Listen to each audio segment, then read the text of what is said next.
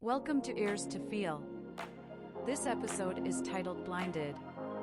Please join in with Denise as she talks about the importance of not being blinded by the long list of faults, flaws, and shortcomings we have towards our person or the people in our lives.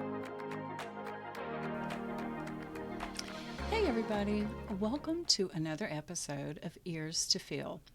I'm Denise, and today's episode is titled Blinded. This episode is directed towards how we think about the flaws and the annoyances that our loved ones present to us.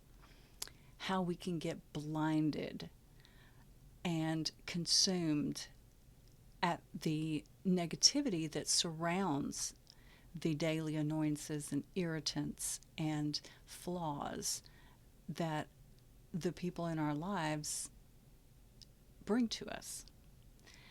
But I want to think about it this way.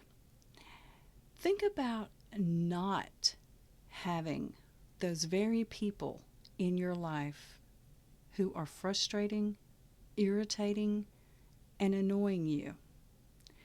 What if they vanished suddenly? What if they disappeared? What if they died? What if they just up and left for no reason, completely, without any warning? They were just gone. Would you miss them and suddenly feel very gracious and merciful and forgiving because their presence is more important than their flaws were evident?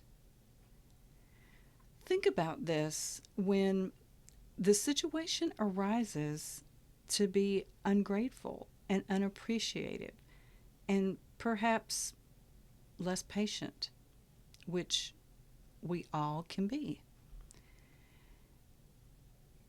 Think and focus on the good qualities and the blessings that they are in your life.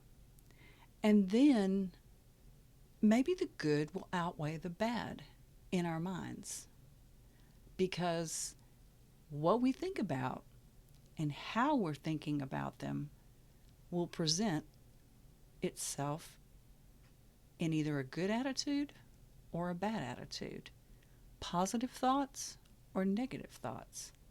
The choice is up to us. When we can realize what a blessing they are and all the good qualities that they have, then the good outweighs the bad. So I guess what I'm saying is, if we change our focus and remove the flaw-finding magnifying glass, then maybe we could see others in our lives in a good way. And the Bible tells us to see the best in others at all times. So, how do we do that? We focus on the positive.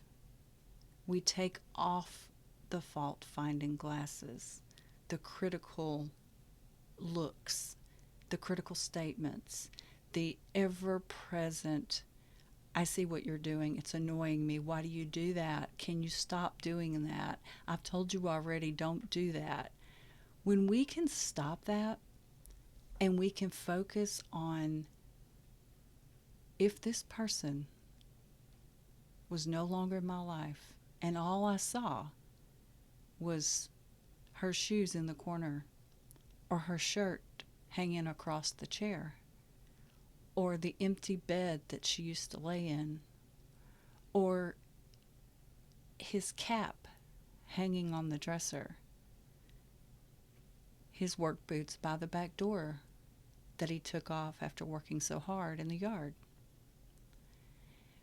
When we can visualize our lives without the person, the loss becomes imminent. And suddenly, all those small but yet large seeming irritants and flaws disappear. They no longer have the importance that they did at the time of the argument, which states that the majority of the things that people choose to find fault with and get upset over are not really important in the big scheme of things. The main thing that we are to focus on and fixate ourselves on is the Lord. And then to love others as we would love ourselves. That means being merciful and graceful and gracious and displaying God's characteristics within us, as in Galatians 5:22. So maybe if we can approach our people with a sense of, I'm so grateful that you're in my life. I'm so blessed for all the things that you do and all the goodness that you bring. Those things, those few things that you don't do, that I really wish you would, pale in comparison to all the great things that you do. Most people in our lives are a wonderful compliment to us.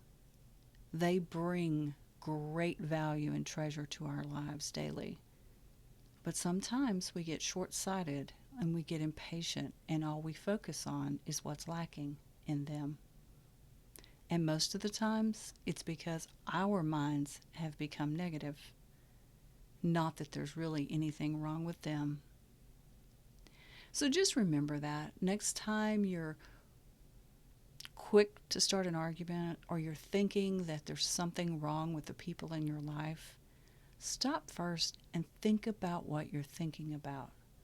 Think about positive things. Think about what they bring to your life, the joy, the blessings. And then really ask yourself, is it really worth bringing up this small flaw, even though at the time you have created it to be huge? But in the big picture of your life with this person and the peace that could be with them, is it worth it?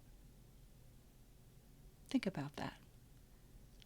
People really are a blessing to us, not a curse. Thank you for joining me for today's episode of Blinded. I just pray that as we go through the next several days or weeks, that the Lord will really show himself present to us in the areas of appreciation, gratitude, patience, and love and mercy for the people in our lives. We have so much to be grateful for when we have people that love us and we have relationships that we really value. So let's ask God to really help us to be appreciative of those relationships and slower to see the faults and the criticisms that we sometimes bring to these relationships. Perhaps we can be a little more generous and positive and remove some of the negativity. So, as we close out today, I just pray that the Lord would help each one of us to do that. Thank you, and have a great afternoon.